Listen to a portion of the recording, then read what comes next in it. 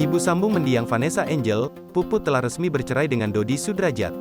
Selepas bercerai, Puput membongkar tabiat ayah almarhumah Vanessa Angel yang selama ini mengganjalnya. Puput mengaku kerap memenuhi kebutuhan rumah tangganya lantaran Dodi Sudrajat tak memberi nafkah sepenuhnya. Bahkan, Puput juga mencukupi kebutuhan Dodi Sudrajat untuk olahraga.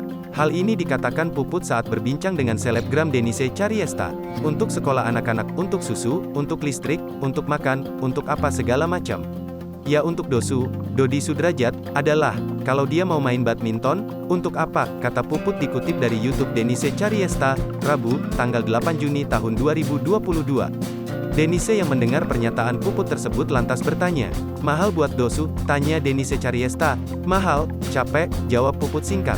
"Belum lagi buat benerin senarnya, mau beli kaos badminton baru, aduh pusing gue," imbuh Puput sambil tertawa. Puput juga mengaku Dodi Sudrajat sering membeli aksesori brand motor Harley Davidson menggunakan uang Puput. "Kirain mau bayarin ya, duit-duit gue juga," terang Puput.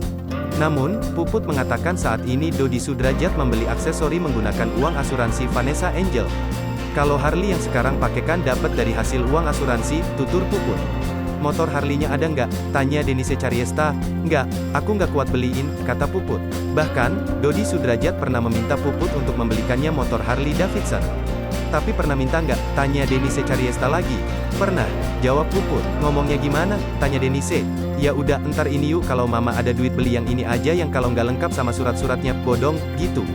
Waktu itu 150 juta rupiah, mahal makanya aku nggak kuat," jawab Puput.